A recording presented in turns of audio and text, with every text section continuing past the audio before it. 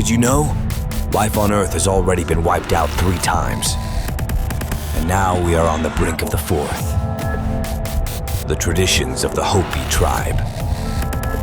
Sharpened extrasensory perception and prophecies of the future. What options are left for us, standing at the turning point of the future? And will a savior emerge?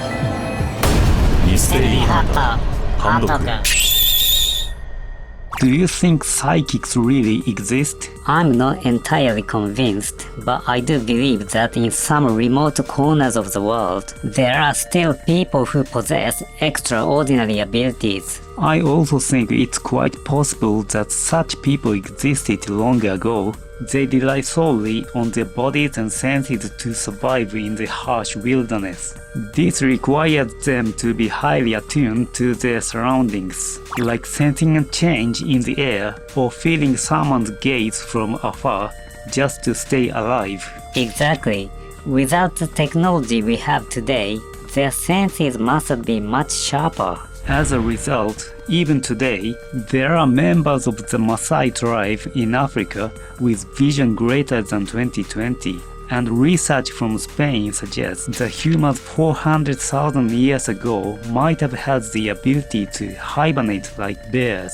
That's incredible. To us modern people, those sound like superpowers. Indeed, but it's all within the realm of human potential.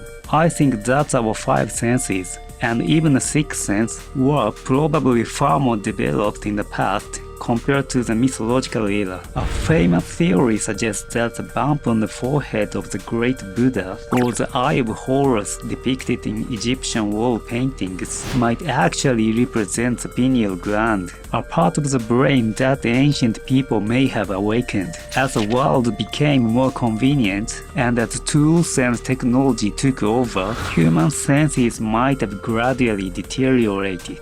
If that's the case, then people who continue to live like our ancient ancestors might still possess these abilities. In Japan, from the Jomon period to the Nara period, or roughly from 10,000 years ago to about 1,200 years ago, people lived in a mythological worldview, offering sacrifices to gods and appeasing the spirits of ancestors. Over 1,000 and tens of thousands of years, these senses have faded, but in recent times, with space exploration, quantum mechanics, and AI evolution, a new era of mythology is being revived. So we are on the verge of stepping into a world beyond human understanding again.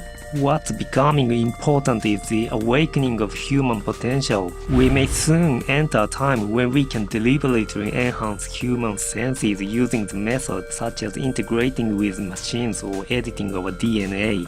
So to regain the abilities that we've lost as we've moved away from mythological beliefs, we need to listen to the voices of those who still live in the era of myth. And with that, let's talk about one of the world's most mysterious tribes, the Hopi.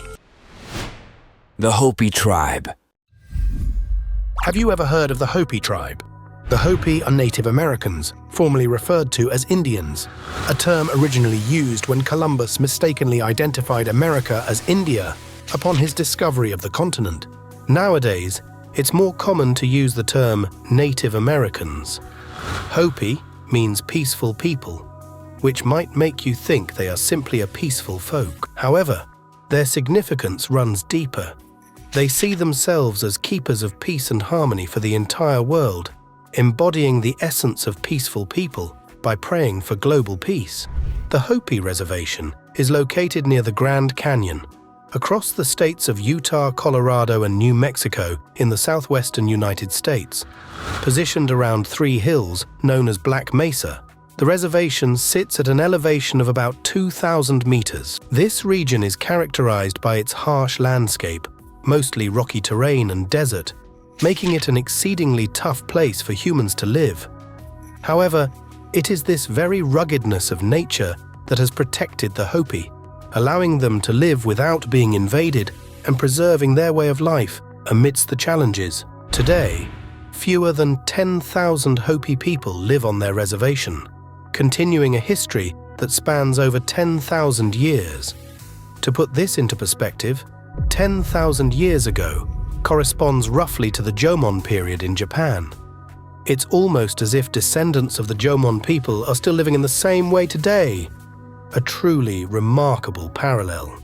The Hopi's beliefs closely align with those of Japan's Jomon period, centered around animism, which is similar to the belief in Yaoyorozu no Kami, 8 million gods, in Japan.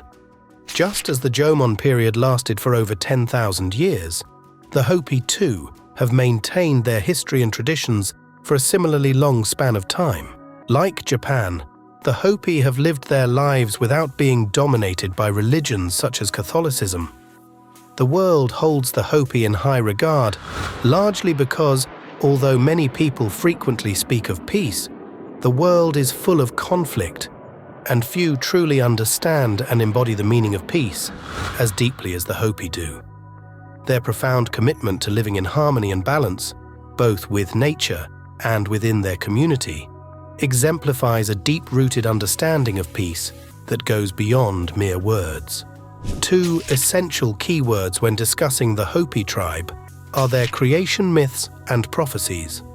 According to the Hopi creation myth, unlike myths from other nations, humanity has already been destroyed 3 times. This suggests that from the birth of the earth, humans have repeatedly built civilizations comparable to our current one, only for them to be completely erased. The Hopi believe that we are now living in the 4th world. This narrative not only highlights their view of human history as cyclic, but also underscores a profound connection to and respect for the forces of nature and destiny. Have you ever wondered if the Earth has been destroyed several times before? And if so, which iteration are we currently living in? This thought echoes the Hopi perspective on cyclic history. There's a famous rock carving on the hill of Oribe known as the Prophecy Rock, which might look like mere graffiti at first glance. However, this simple drawing holds significant meaning. It depicts the Hopi prophecies and their view of the world's cycles, symbolizing key aspects of their beliefs and predictions for the future. This rock art serves as a profound reminder of their deep-rooted history and philosophical insights into the fate of humanity and the earth. The figure depicted in the lower left of the Prophecy Rock is Masao, a deity in Hopi mythology. Above him, there are 2 horizontal lines. These lines represent a timeline, with the left end indicating the past and the right end pointing towards the future. The upper line illustrates people who are focused on the material world. They are shown holding hands, symbolizing unity in the materialistic sphere. However, this line becomes jagged as it progresses, indicating the pitfalls of materialism, and eventually, it drops sharply and breaks off, suggesting a catastrophic end to this path. The lower line, on the other hand, represents the spiritual world. Here, people are depicted cultivating corn, which is sacred to the Hopi. This line remains straight and continuous, symbolizing a stable and enduring world. This contrast between the 2 lines highlights the Hopi belief in the sustainability of a spiritual, harmonious approach to life, as opposed to the destructive nature of a materialistic focus. What I find intriguing here are the 3 circles above this horizontal line. These circles are said to represent wars, with the first from the left representing World War I, the Second World War II, and the Third World War III. We are currently between the second and third circles. There is a vertical line between these circles, which signifies a crossroads for humanity, whether we will continue to pursue a material civilization or shift towards a spiritual one. In other words, the Hopi believe that if humanity continues on its current path, it will lead to our extinction. The Hopi tribe prohibits the recording of their legend in writing. They are transmitted orally from person to person, which means most of the Hopi myths are hardly known to the public.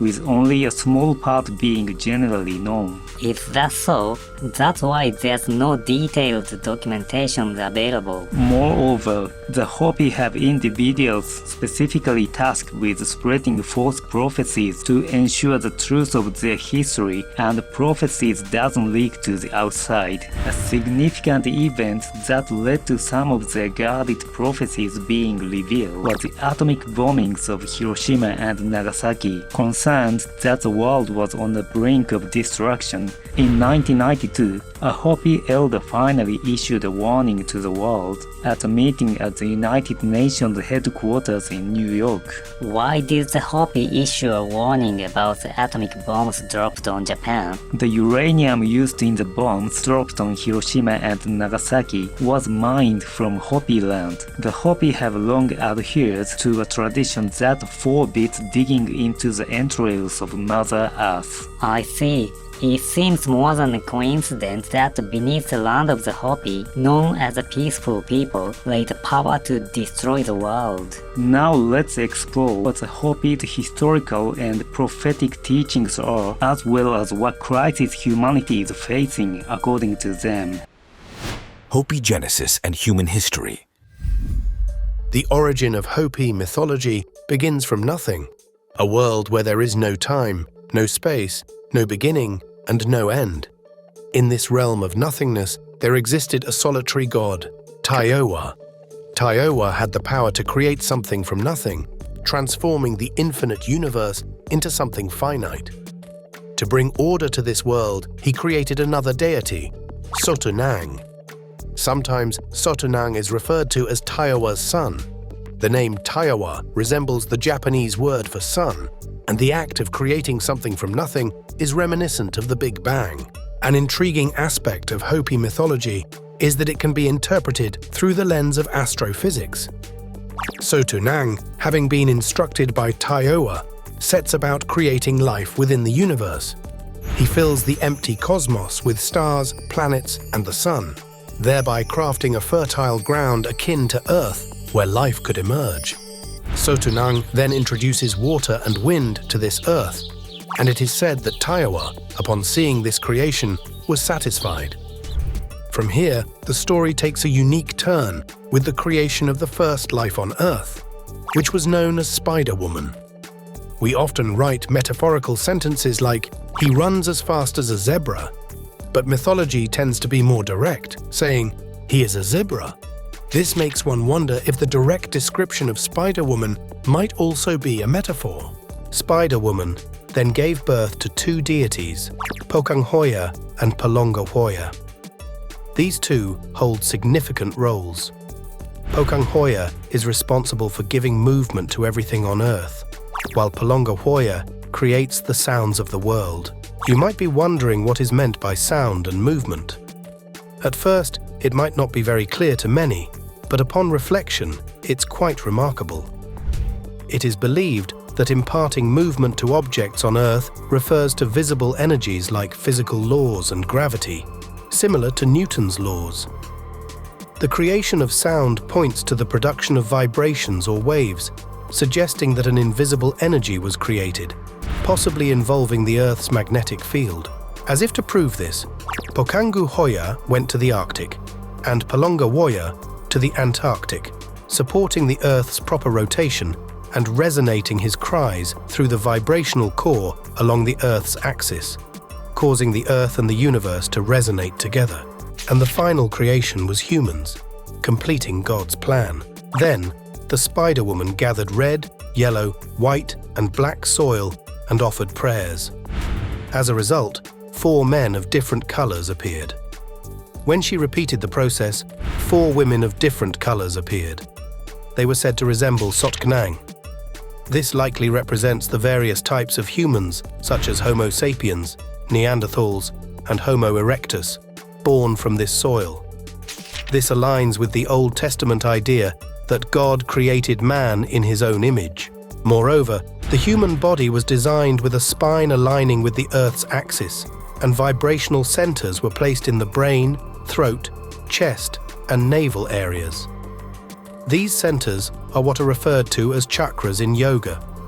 These are essential for living in accordance with the Creator's intentions, and a third eye was placed at the crown of the head to facilitate communication with God. This third eye refers to the pineal gland in the brain, a place for humans to connect with the Creator, and so the first humans began to increase on the earth. This marked the beginning of the first world. At that time, God told humans, "The Son, as the Creator, has given you the world so that you may be happy. However, there is one thing you must always keep. Always possess wisdom, cooperate with each other, and honor the Creator. You must never forget this."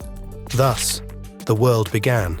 At first, despite differences in skin color and language, humans cooperated and lived in harmony, seemingly able to understand each other without speaking. However, as the population increased, people began to forget the words of the Creator.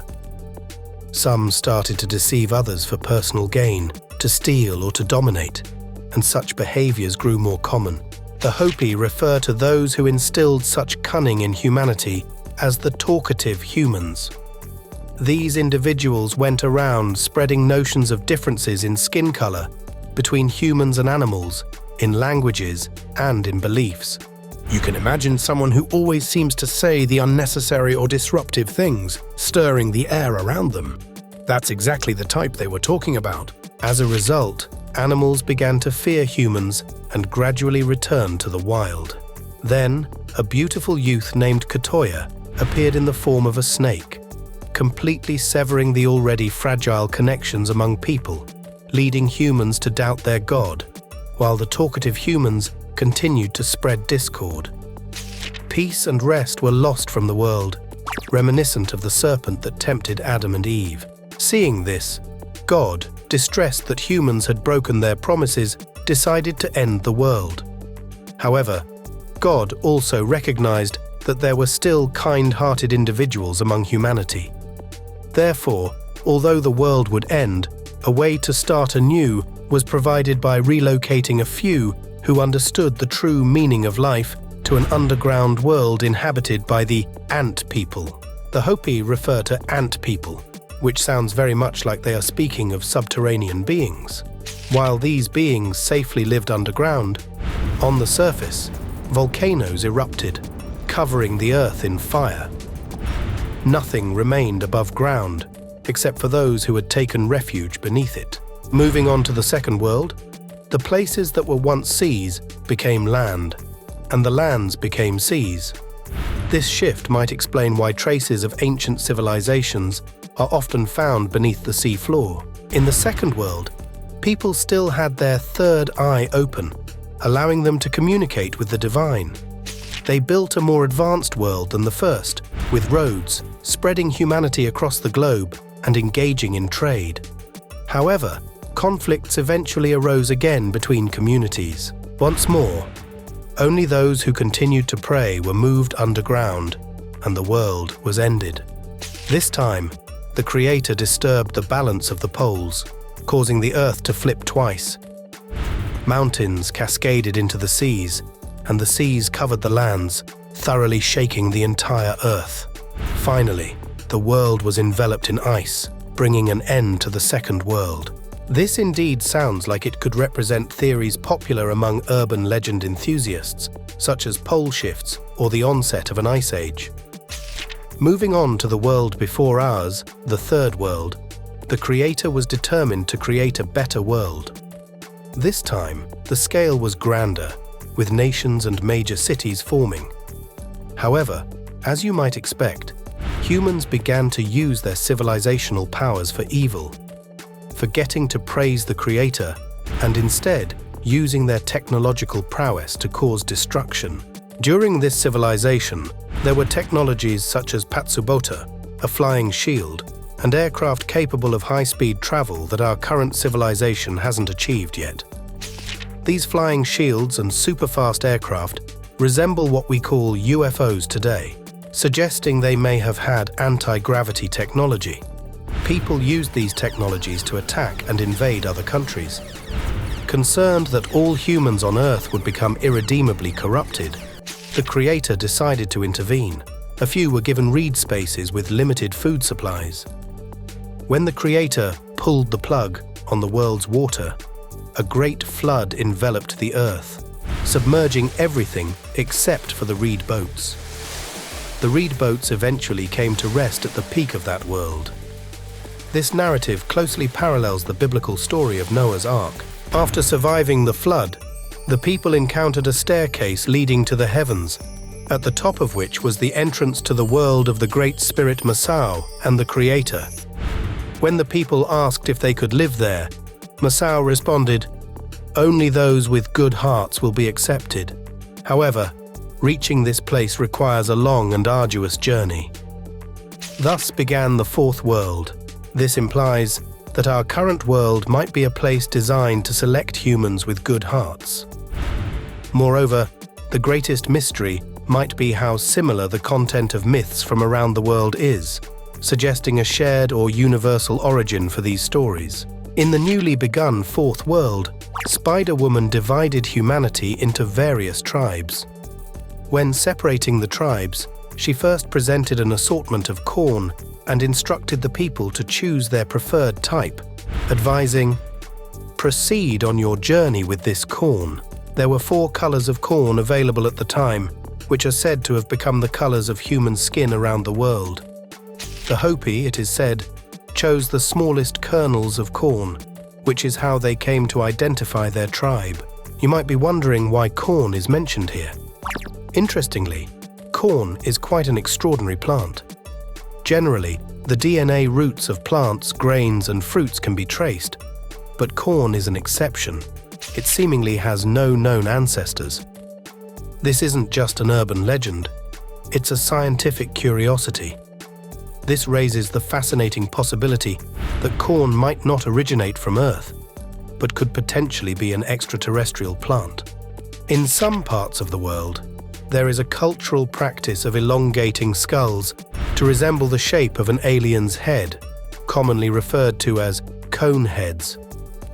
Queen Nefertiti of Egypt is famously known for having this type of elongated skull. This raises intriguing speculations about a possible bizarre connection between ancient civilizations, corn, and aliens. And indeed, the end of the current Fourth World may be connected to Japan. At the dawn of the Fourth World, Masao prepared 4 stone tablets and instructed the Hopi to manage them. He then told one man, "You must travel towards the farthest east, where the sun rises. When the Fourth World faces a critical situation, return with the stone to your brother, Hopi.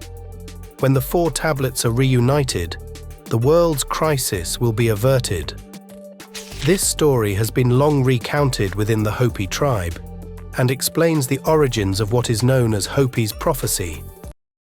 Looking back, it's fascinating that Hopi myths include description as if they knew the Earth was a sphere. Mentioning places like the Arctic and Antarctic, they even naturally talk about the Earth having an axis. It's also intriguing that they mention an underworld existing. In Central Asia, there was once a legend of the subterranean kingdom of Shambhala. Hitler even sent expeditions to find it, but they never did. However, in 1965, the underground city of Cappadocia was discovered. It's said to have been built by Christians fleeing persecution from Muslims, but how they managed to dig down to 8 levels underground with a technology from 3,000 years ago remains a mystery.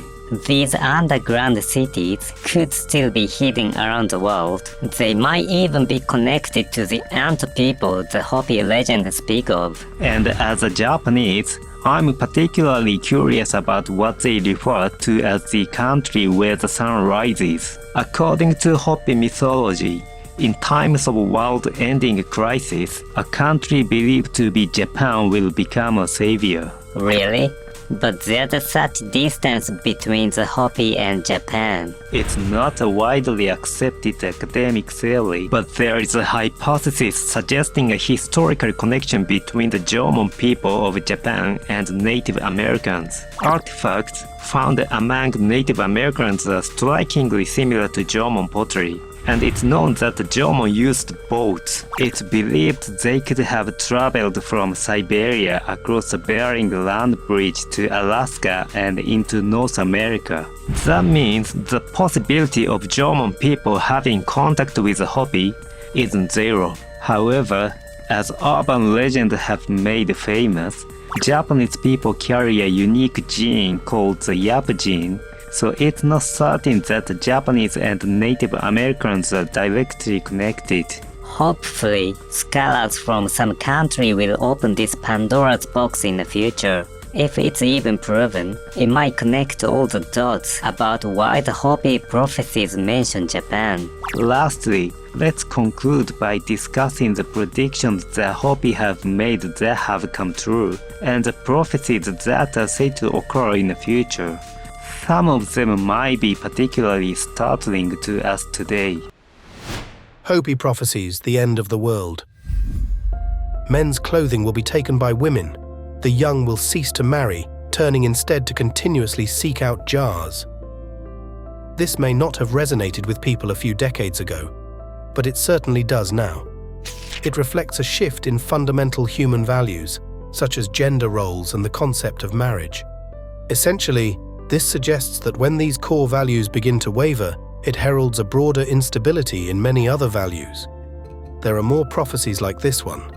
Newcomers will arrive in our lands, whom the Hopi will call Bahana, white people. The Bahana will seize the land of the natives and disrupt the earth and nature. Eventually, they will establish their own kingdom, and the vines of this kingdom will spread across the land, destroying everything. This prophecy vividly depicts the arrival of Europeans in the Americas, their seizing of native lands, and the subsequent formation of the United States, illustrating the profound impact they had on the continent. Another astonishing prophecy states, paths will appear in the sky, carriages without horses will emerge, and people will be able to communicate using the threads of spiders. This prophecy likely foretells the advent of airplanes and cars, as well as the emergence of the internet and telephones, highlighting an understanding of significant technological advancements long before they occurred. Finally, there is a prophecy that states, if the entrails of Mother Earth are gouged out, eventually humans will create a gourd of ashes, which will be dropped from the sky. The day this occurs will be a sign that a great day of purification is approaching. This prophecy evidently refers to the atomic bomb, and suggests that this event is also a harbinger of the end of the Fourth World. The Hopi say, the sign of the end of the Fourth World will be frequent natural disasters. These prophecies I've just mentioned are part of what is known as the Hopi's 9 prophecies, 8 of which are said to have already come true. However, there remains one unfulfilled prophecy that is said to symbolize the end of the world. This final prophecy states, a dwelling place in the heavens will fall to the earth and collide. At that time, a blue star will appear, and the ceremonies of the Hopi will conclude. This prophecy remains the greatest mystery among the Hopi. The dwelling place in the heavens could refer to something like the International Space Station, or something else entirely. The blue star could symbolize a giant comet or an asteroid colliding with Earth. The true meaning and timing of these events continue to intrigue and mystify. There's something I'm concerned about. Currently, the European Space Agency has indicated that there's a possibility of an asteroid named 2023 DW colliding with Earth. If things continue as they are, there's a 1 in 625 chance that this asteroid will hit Earth on Valentine's Day in 2046. A 1 in 625 chance might seem safe enough in everyday life, but when it comes to the potential destruction of the planet, it's far too high. Even if it doesn't lead to extinction, depending on where it lands, the consequences could be catastrophic. Perhaps this is what the Hopi prophecy was referring to with asteroid 2023 DW. These 9 prophecies seem to perfectly predict modern times, and it's fascinating that the last one has not yet come to pass. With 8 already realized, everyone is watching to see what happens with the last one. Yes, especially now with the mention of asteroid 2023 DW, we can't ignore the possibility of a significant event occurring. It's unclear whether Hopi prophecies align with scientific predictions, or if it's just coincidence. But these stories remind us of the importance of living in harmony with nature. Absolutely. The Hopi prophecies also cover the original blueprint for humanity, which emphasizes wisdom, cooperation, and reverence for the Creator at all times. Perhaps by adhering to these principles, we might even avoid the final prophecies. It's possible, but if this is the last prophecy, it might mean there's nothing beyond it. Everything could end, or perhaps humanity will evolve into a different realm. This might signify that our time of learning on Earth is concluding, and only those who are ready will move on to the next stage. That's why it seems like modern times are filled with trials for humanity. It's a test of whether we decay due to hardship or rise up as human beings, spreading love and kindness even in tough times. That's all for today. Thank you for watching. If you liked this video, please subscribe and give us a thumb up. If you are already subscribed, please help us spread the word. See you next time. Bye bye.